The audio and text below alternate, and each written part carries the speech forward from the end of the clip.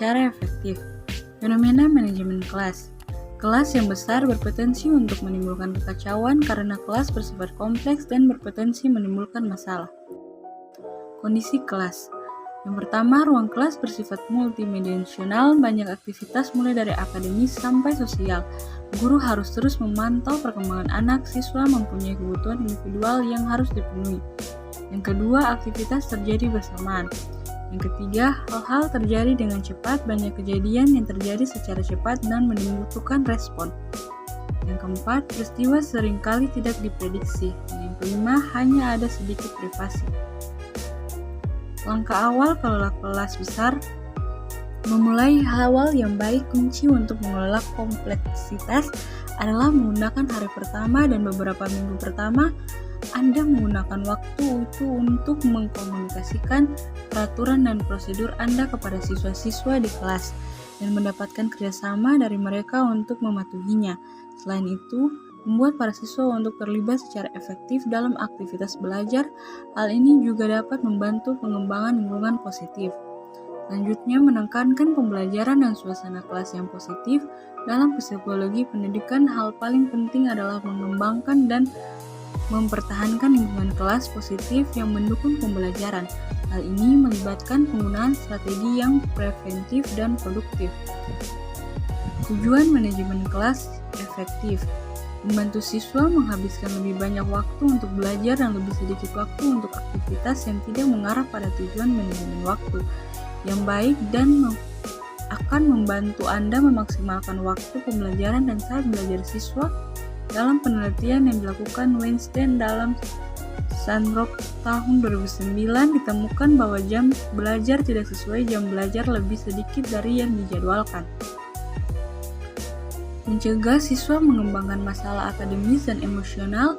Kelas dikelola dengan baik tidak hanya membantu perkembangan pembelajaran tetapi mencegah perkembangannya masalah akademis dan emosional. Kelas yang dikelola dengan baik membuat siswa tetap sibuk dengan tugas yang menentang, melakukan aktivitas yang membuat siswa terpikat dan termotivasi untuk belajar.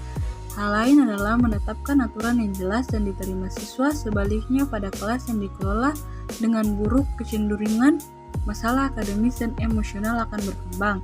Ini ditunjukkan dengan ketidakmampuan siswa untuk termotivasi secara akademis, siswa yang malu menjadi penyendiri dan mengganggu menjadi lebih jahat. Prinsip menyusun kelas. Mengurangi hambatan di area macet. Area ini meliputi area kerja kelompok, meja siswa, meja guru, rautan, rak buku, ruang komputer, dan ruang penyimpanan. Sebisa mungkin pisahkan area ini satu sama lain dan pastikan area tersebut mudah didatangi. Memastikan bahwa Anda dapat melihat semua siswa dengan mudah. Tugas manajemen yang penting adalah membantu siswa dengan seksama. Untuk melakukan hal tersebut, guru harus mampu melihat semua siswa pada setiap waktu. Pastikan ada barisan yang kosong di antara meja siswa dan semua area kerja siswa. Berdirilah di tempat yang berbeda dengan ruangan untuk mencari tempat yang terhalangi. Membuat materi pengajaran yang sering digunakan dan persediaan siswa menjadi mudah untuk diakses. Hal ini meminimalisasi waktu persiapan dan pembersihan. Begitu pula dengan kemunduran dan istirahat dalam alur aktivitas. Memastikan bahwa siswa bisa dengan mudah mengobservasi presentasi seluruh kelas.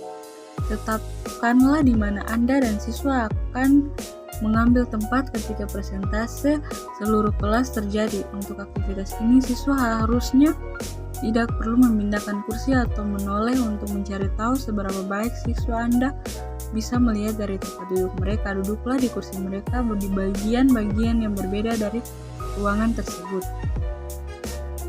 Gaya penyusunan kelas. Yang pertama, gaya auditorium. Gaya susunan ruang kelas di mana semua siswa duduk menghadap guru. Yang kedua, gaya berhadap-hadapan. Gaya ini merupakan gaya susunan ruang kelas di mana siswa duduk saling berhadapan. Yang ketiga, gaya seminar. Gaya susunan ruang kelas di mana siswa dalam jumlah besar 10 atau lebih duduk dalam susunan sirkuler 4 persegi atau bentuk U.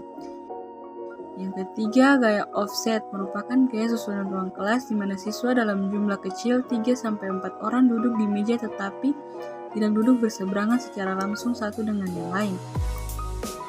Yang keempat, gaya kelompok, gaya susunan ruang kelas di mana siswa dalam jumlah kecil 4-8 orang bekerja dalam kelompok kecil yang berdekatan. Gaya manajemen kelas. Yang pertama, gaya manajemen kelas yang demokratis, gaya yang mendorong siswa untuk menjadi pelaku dan pemikir yang mandiri, tetapi masih memberikan pemantauan yang efektif. Guru yang demokratif melibatkan siswa dalam banyak aktivitas verbal dan memperlihatkan sikap yang perhatian kepada mereka, namun masih ditentukan batas-batas. Yang kedua, gaya manajemen kelas otoriter. Gaya yang bersifat membatasi dan menghukum dengan fokus pada mempertahankan susunan di dalam kelas daripada pengajaran atau pembelajaran. Yang ketiga, gaya manajemen kelas permisif. Gaya memungkinkan siswa untuk memiliki banyak kebebasan tetapi memberi mereka sedikit dukungan untuk mengembangkan keterampilan pembelajaran atau mengatur perilaku mereka. Strategi umum meningkatkan lingkungan positif. Yang pertama, menciptakan, mengajarkan, dan menegakkan aturan dan prosedur. Yang kedua, membuat siswa bekerja sama. Yang ketiga, memberikan penguatan untuk perilaku yang pantas. Yang keempat, menjadi komunikator yang baik. Yang kelima, keterampilan mendengar. Dan yang keenam, komunikasi nonverbal. You don't even know